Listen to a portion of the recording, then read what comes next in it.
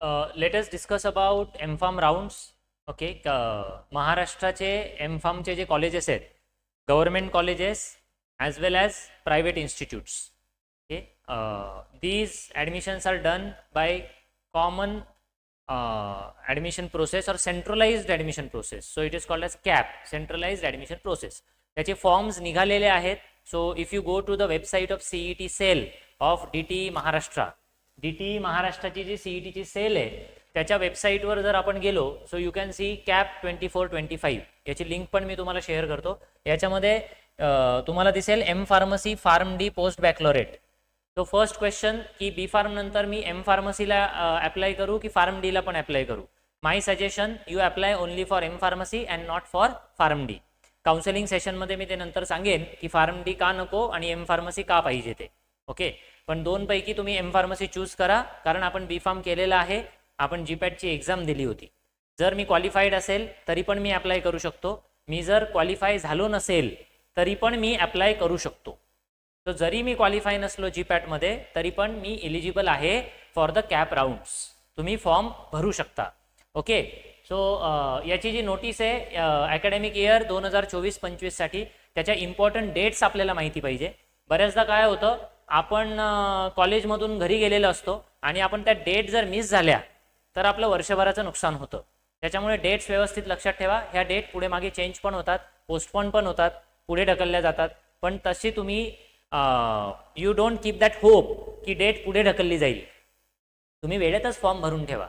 Okay, कारण काय होतं, अचानक कधी खूप जोराचा पाऊस येतो, आपल्याकडे इंटरनेट बंद होतं, दिवसभर लाईट नसते, त्याच्यामुळे शेवटच्या दिवसाची वाट पाहायची नाही. त्याच्या आधी आपला ॲप्लिकेशन फॉर्म व्यवस्थित भरून ठेवायचा. म्हणून इम्पॉर्टंट डेट्स आपण डिस्कस करूया ह्या व्हिडिओमध्ये. ओके, तुम्हाला 7 स्टेप्स आहेत कॅप राऊंडसाठी. त्या 7 स्टेप मी तुम्हाला डिस्कस करतो वन बाय वन. पहिली स्टेप, सगळ्यात पहिली स्टेप आहे की ऑनलाईन ॲप्लिकेशन फॉर्म भरायचा. आता ऑनलाईन ॲप्लिकेशन फॉर्म भरण्याची लास्ट डेट दिलेली आहे 5 ऑगस्ट. 5 ऑगस्टला पण रात्रीपर्यंत भरता येत नाही. तुम्ही 5 ऑगस्टला संध्याकाळी 6 वाजता जागा नाही व्हायचं की मला आता फॉर्म भरायचा आहे. आधीच तो भरून ठेवा. 5 वाजेपर्यंतच त्याची मुदत असते. तो पोस्टपोन होईल हे अपेक्षा आता ठेवू नका. वेळेवर फॉर्म भरा. Okay, otherwise you will miss it. आता तो फॉर्म भरण्यासाठी त्याचे जो 2 व्हिडिओ आहेत इन्स्ट्रक्शनचे, ते मी सेपरेट व्हिडिओ तुम्हाला करून दिलेत. ओके, की तो फॉर्म कसा भरायचा. फॉर्म भरताना 2 स्टेप आहे. सगळ्यात आधी न्यू रजिस्ट्रेशन करायचं. त्याची लिंक मी तुम्हाला पाठवतो. मग ते न्यू रजिस्ट्रेशन केलं, new candidate registration. New candidate registration केल्यानंतर सेकंड स्टेप आहे की आपला लॉग इन पासवर्ड बनवायचा आणि लॉग इन ID पासवर्ड, आणि मग रजिस्टर्डवर क्लिक करायचं, रजिस्टर्ड कॅन्डिडेट लॉग इन, आणि मग तिथे जाऊन तुमचा फॉर्म भरायचा. त्याच्यामध्ये सगळी बेसिक इन्फॉर्मेशन आहे, त्याचा सेपरेट व्हिडिओ आहे. ही प्रोसेस सगळ्यात आधी आपल्याला करायची. मग ती प्रोसेस चालू करा आधी. मग तुम्हाला कळेल की माझ्याकडे कोणते डॉक्युमेंट्स आहेत, कोणते नाहीत, मग माझं कास्ट सर्टिफिकेट व्हॅलिड आहे की नाही, मग माझ्याकडे मार्कशीट आहे की नाही. हे सगळं फॉर्म भरायला सुरू केल्यावर कळतं. म्हणून लवकरात लवकर फॉर्म भरायला सुरुवात करा. तुम्हाला तो फॉर्म ड्राफ्ट म्हणून सेव्ह करता येतो. उरलेला फॉर्म तुम्ही नंतर पण भरू शकता. असं नाहीये की 1 शॉट फॉर्म भरायचा आहे. त्याच्यामुळे तुम्ही एकदम 5 तारीख शेवटची आहे, 4 तारखेला फॉर्म भरायला जाता आणि मग कळतं की आपल्याकडे डॉक्युमेंट्स नाही आहेत. त्याच्यामुळे आत्तापासून फॉर्म भरायला सुरुवात करा. मग तुम्हाला कळतं की आपल्याला काय काय गरजेचं आहे, काय काय पाहिजे, काय काय रिक्वायरमेंट आहे त्याच्यासाठीच्या. ओके, आणि सेपरेट व्हिडिओमध्ये मी सगळे इन्स्ट्रक्शन दिलेले आहेत. एखादं डॉक्युमेंट नसेल तर त्याच्यावर काय ऑप्शन आहे, आपण काही ॲफिडेव्हिट करू शकतो का, आपण ते अपलोड करू शकतो का, हे सगळे प्रश्न उपस्थित होतील. पण तुम्ही फॉर्म भरायला सुरुवात केली तर तुम्हाला हे सगळं कळेल. त्याच्यामुळे पहिली स्टेप आहे की तुम्ही लवकरात लवकर फॉर्म भरायला सुरुवात करा. आधी न्यू कॅन्डिडेट रजिस्ट्रेशन करा. एकदा ते झालं की सेम लिंकवर जायचं आणि रजिस्टर्ड कॅन्डिडेट लॉग इन करायचं.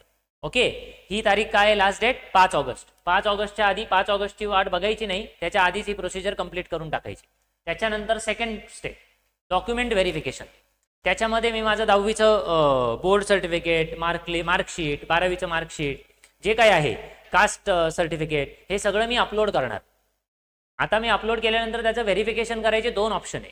एक, प्रत्यक्ष जाऊन सेंटरवर व्हेरिफिकेशन करायचं, फॅसिलिटेशन सेंटर म्हणतो आपण त्याला, FC सेंटर्स, बरोबर. दुसरा ऑप्शन आहे ई स्क्रुटिनी. तुम्ही ई स्क्रुटिनी सिलेक्ट करावं असं मी तुम्हाला सजेस्ट करतो. You select the option of E scrutiny for document verification. तर तुम्ही फॉर्म भरला की ते तुम्हाला ऑप्शन येतो की डॉक्युमेंट व्हेरीफाय कसे करणार, ई स्क्रुटिनी करणार की फिजिकल करणार. कोणतं ऑप्शन बेटर आहे? E scrutiny. ते ऑनलाईन सगळं चेक करतात. काही प्रॉब्लेम असेल तर तुम्हाला मेल येतो. मेल आला की तुम्ही ते परत रेक्टिफाय करायचं, व्यवस्थित स्कॅन करून PDF परत अपलोड करायची आणि मग ती स्क्रुटिनी पूर्ण होते. स्क्रुटिनी पूर्ण झाल्यावर तुमचं ॲप्लिकेशन फॉर्मचं कन्फर्मेशन तुम्हाला येतं. ते कन्फर्मेशन येणं आवश्यक आहे. असं नाही की मी फॉर्म भरून दिलाय सर, मग नंतर काय झालं मला माहिती नाही, असं नाही करायचं. ई स्क्रुटिनी महत्त्वाची आहे आणि ई स्क्रुटिनी खूप सोपं आहे. सगळं ऑनलाईन प्रोसिजर होते, दॅट इज इझी. म्हणून ई स्क्रुटिनी सिलेक्ट करा. ई स्क्रुटिनी सिलेक्ट केल्यावर एकच महत्त्वाचं आहे की स्कॅन एकदम क्लिअर ठेवायचे आपले. आणि जर आपल्याकडे चांगला मोबाईल फोन नसेल तर दुसरं कोणाची मदत घ्या किंवा कम्प्युटर सेंटरमध्ये जा आणि तिथे जाऊन व्यवस्थित स्कॅन करून मग डॉक्युमेंट अपलोड करा. ओके, हे सगळं कधी कळेल? जेव्हा फॉर्म भरायला आपण सुरुवात करू. तर एकदा आपण ॲप्लिकेशन फॉर्म भरला की ई स्क्रुटिनी चालू झाली म्हणून समजा मी आज फॉर्म सबमिट केला की माझं 2-3 दिवसात स्क्रुटिनी होऊन जाते. त्याच्यामुळे लवकरात लवकर फॉर्म भरणं आवश्यक आहे. ओके, 6 तारखेपर्यंत ई स्क्रुटिनी चालते. त्याच्यानंतरही चालते, पण आपण त्याची वाट बघायची नाही. तुम्ही आधीच फॉर्म भरून ई स्क्रुटिनी करून घ्यायची स्वतःची. ओके, आणि कन्फर्मेशन आलं पाहिजे की आपला ॲप्लिकेशन फॉर्म सबमिट झालेला आहे. Confirmation of application form is very important. Okay, so don't miss that. परत त्याची लास्ट डेट 6 ऑगस्ट आहे, पण 5 ऑगस्टच पकडा आपल्यासाठी. त्याच्या आधीच फॉर्म भरायचा, ई स्क्रुटिनी पण आपलं होऊन जाईल. Okay, third step. एकदा का तुमचा ॲप्लिकेशन फॉर्म व्यवस्थित कन्फर्म झाला की त्याच्यानंतर ते प्रोव्हिजनल मेरिट लिस्ट डिस्प्ले करणार आहेत आणि त्याची डेट स्क्रीनवर दिसते तुम्हाला 8 ऑगस्ट.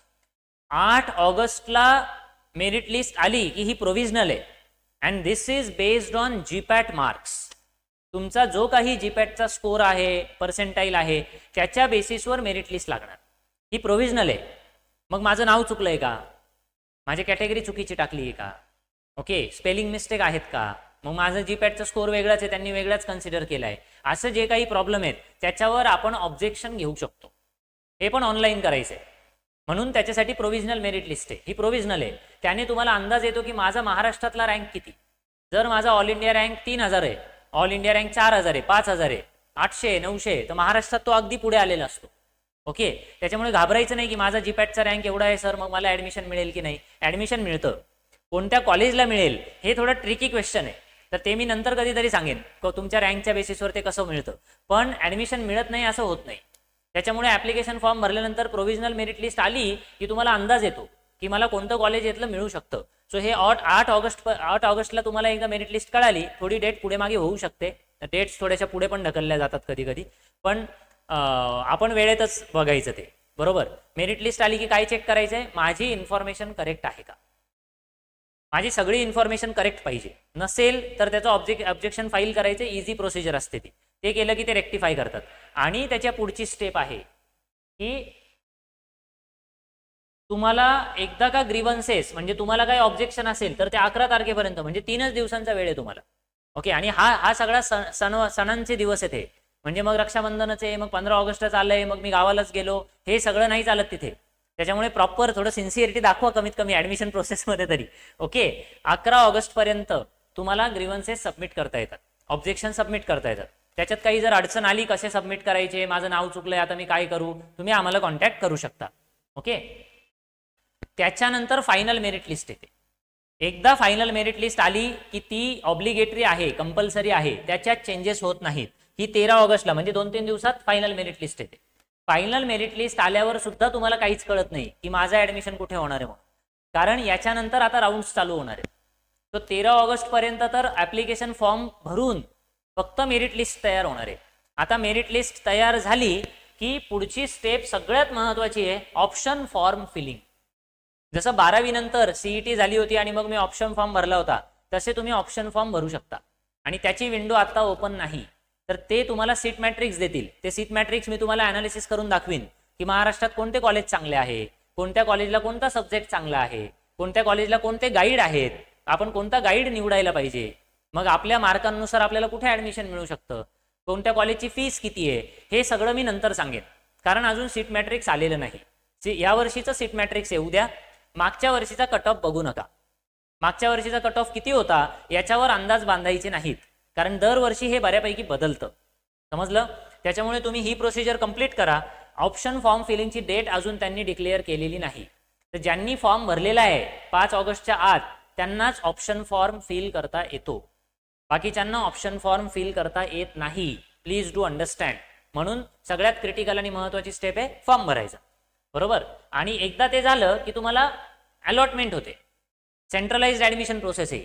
मग मी जो प्रेफरन्स फॉर्म भरला त्या माझ्या रँकनुसार मला अलॉट होणार. फर्स्ट प्रेफरन्स नाही झालं तर सेकंड, सेकंड नाही झाला थर्ड, थर्ड नाही झाला फोर्थ. एकदा मला सीट अलॉट झाली की मग पुढची स्टेप आहे ती सीट ॲक्सेप्ट करायची की सोडायची, मग फ्रीज करायची का की फ्रीज न करता बेटरमेंट ऑप्शनला जायचं, तर ते आपण नंतर डिस्कस करू. आणि मग कॅप राऊंड 2 होतो, मग कॅप राऊंड 3 होतो, त्याच्यानंतर इन्स्टिट्यूट लेवलचा राऊंड होतो. इतके राऊंड होतात, त्याच्यामुळे ॲडमिशनचे चान्सेस असतातच. पण जर मी आत्ता फॉर्मच भरला नाही तर ॲडमिशनचे दरवाजे बंद होतात. म्हणून तुम्ही कॅपचा फॉर्म भरून ठेवा.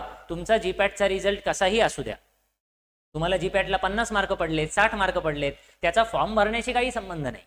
ही नंतरची काउन्सिलिंगची प्रोसिजर आहे, त्यावेळी मी तुम्हाला ते सांगेन की माझ्या मार्कांच्या बेसिसवर मला कुठलं ॲडमिशन मिळू शकतं. ओके, सो ह्या ज्या सगळ्या स्टेप्स आहेत त्या डेट्स महत्त्वाच्या आहेत. तर तुम्ही एकच लक्षात ठेवा की आपल्याला 2 ते 3 ऑगस्ट पर्यंत फॉर्म भरायचा आहे. ओके, आणि त्याच्या पुढे जसे जसे अपडेट येतील तसं मी तुम्हाला सांगत जाईल. याचे 2 व्हिडिओ मी बनवलेत. न्यू कॅन्डिडेट रजिस्ट्रेशन कसं करायचं याचा व्हिडिओ बनवलेला आहे, आणि त्याच्यानंतर एकदा न्यू कॅन्डिडेट रजिस्ट्रेशन झालं आपलं की त्याच्यानंतर तो फॉर्म कसा भरायचा व्यवस्थित त्याचा पण एक व्हिडिओ आहे. ओके, त्या व्हिडिओमध्ये डेट तुम्हाला वेगळ्या दिसतील कारण तो व्हिडिओ आधी बनवलेला आहे, पण तो जसाच्या तसा यावर्षी लागू होतो. तुम्ही काळजी करू नका, तो व्हिडिओ बघितला की तुम्हाला आयडिया येते. आणि प्रॉपर फॉर्म भरा, स्पेलिंग मिस्टेक करू नका. ज्या कोणाला फॉर्म भरायला सांगताय कम्प्युटर सेंटरमध्ये जाऊन तिथे सुद्धा काळजी घ्या, सगळं क्रॉस चेक करा आणि मगच तुमचा फॉर्म सबमिट करा. So I hope this video is useful to you. याच्या पुढच्या अपडेटसाठी तुम्ही चॅनेलवर लक्ष ठेवा, तुम्हाला नवीन अपडेट चॅनेलवर मिळतील. Okay, thank you.